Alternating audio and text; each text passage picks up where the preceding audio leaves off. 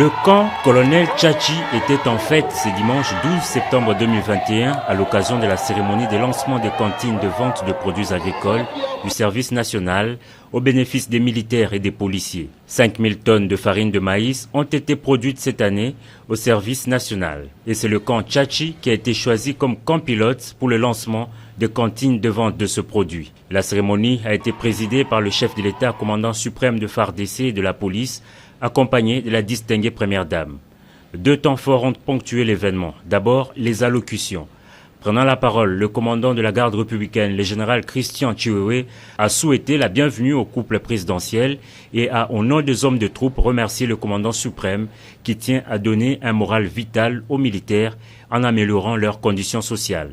Pour sa part, le commandant du service national a remercié le chef de l'État pour avoir relancé les activités de ce service qui, d'après lui, est devenu l'outil idéal du combat pour l'autosuffisance alimentaire.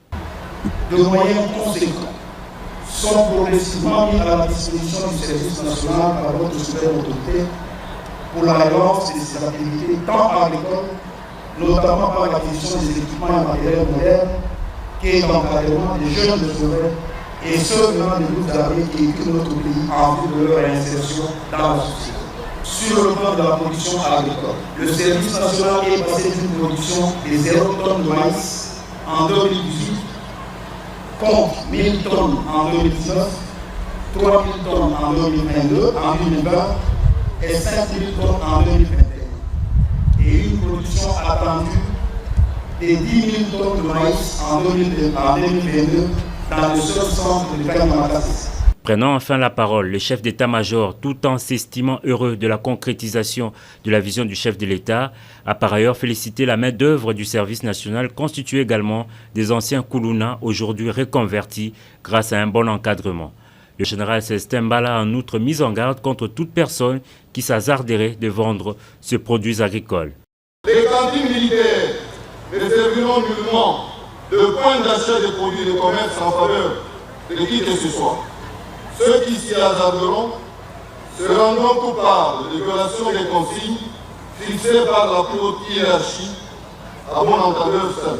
Après les discours, le chef de l'État Félix-Antoine Tshisekedi Tshilombo a lancé officiellement les cantines de vente de produits agricoles. Accompagné de la première dame, Denise Nyankero Tshisekedi, le président de la République a visité quelques cantines de vente au sein du camp Tchachi. Personnellement, comme étant président des enfants militaires du Congo, je suis dans une joie immense de voir le président de la République venir soulager l'ensemble de la famille militaire. Alors c'est un soulagement. Il faut préciser que cette vente s'effectuera dans les casernes des militaires et policiers à Kinshasa et à Lubumbashi avant de s'étendre sur l'ensemble du pays à un prix démocratique de 18 000 francs congolais le sac.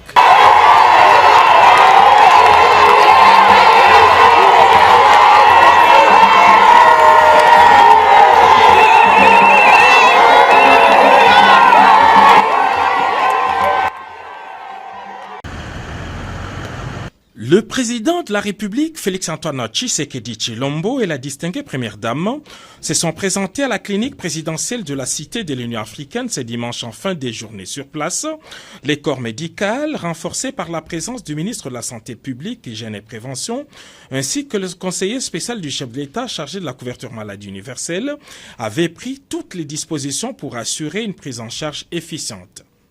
Comme tout requérant, les chefs de l'État et la première dame se sont conformés au protocole mis en place par les équipes du programme élargi des vaccinations PEV. Tous les signes vitaux étant en situation normale, le président de la République et son épouse ont reçu chacun la première molécule du vaccin. Voilà. Injection directe. Voilà. Merci. Voilà.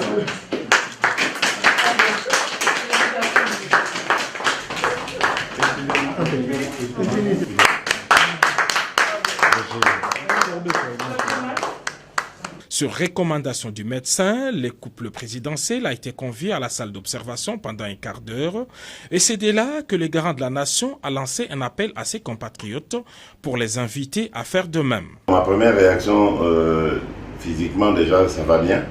Donc c'est la preuve que on peut prendre ce vaccin sans qu'il se passe quoi que ce soit. La seconde réaction, c'est de dire que par cet acte, je confirme ce que j'avais dit il y a quelques semaines à Goma, que le moment venu, j'allais le faire avec mon épouse. Donc, vous voyez que je ne viens pas en cobaye, je viens vraiment en personne sûre que le vaccin protège. C'est vrai que le vaccin, nous devons tous l'avoir parce que malheureusement, cette pandémie tue. Et moi, j'en sais quelque chose, j'ai perdu des êtres chers, plusieurs. Donc, par cet acte, vraiment, je veux montrer à mes compatriotes qu'il faut vraiment prendre ce vaccin et qu'il ne faut pas du tout s'inquiéter. Donc là, je suis en attente. Il faut, après avoir pris le vaccin, attendre 15 minutes. Donc je suis là, j'attends. Jusque-là, ça se passe bien. Je suis à 10 minutes déjà. Donc, pour vous dire, tout se passe bien. Donc, vraiment, je demande à tous nos compatriotes de se mettre à l'abri de cette pandémie et en prenant le vaccin, évidemment. Voilà. Donc, mon épouse est là. Elle vient aussi, la première dame, elle vient de recevoir le vaccin 5 minutes après moi. Donc, elle aura 5 minutes d'attente de plus. Mais sinon, tout va bien. Il n'y a aucun problème et vraiment, je demande instamment à tous mes compatriotes de prendre ce vaccin parce qu'il sauve des vies. Par ces gestes, le couple présidentiel a lancé la deuxième phase de vaccination contre la Covid-19 et après une demi-heure d'observation, les présidents de la République et la distinguée première dame n'ont présenté aucun signe d'alerte. Les corps médicaux avaient de bonnes raisons de pousser un ouf de soulagement. Mais le chef de l'État vient de montrer l'exemple parce que je pense qu'il était très attendu. Avec raison, parce que c'est lui le garant de la sécurité et du bien-être de tous les Congolais. Et il a pris la mesure depuis très longtemps de cette pandémie. Et rappelez-vous qu'on avait fait venir d'abord un premier lot de vaccins.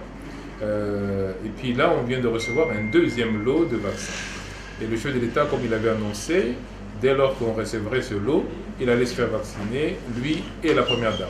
Après une gestion de la pandémie bien maîtrisée, la République démocratique du Congo fait aujourd'hui partie de pays qui ont une solution vaccinale variée. La task force présidentielle annonce l'arrivée imminente d'autres lots de vaccins dans les prochains jours. Le train est lancé parce que là on a reçu 250 000 doses de Moderna. On va recevoir très rapidement, probablement la semaine prochaine, encore 250 000 doses, cette fois-ci de Pfizer. Mais Pfizer, c'est sur un total de plus de 4,5 millions de doses que nous allons recevoir. Mais ensuite, dans un second temps, dans un troisième temps plutôt, on va recevoir de Johnson & Johnson. Vous savez, le vaccin à une seule piqûre. Et celui-là, les engagements qui sont pris, c'est pour 26 millions de doses. Le président de la République, Félix-Antoine Tshisekedi Tshilombo, a mis à la disposition de membres du gouvernement, de ses collaborateurs et d'autres personnalités de la République sa clinique présidentielle pour la vaccination.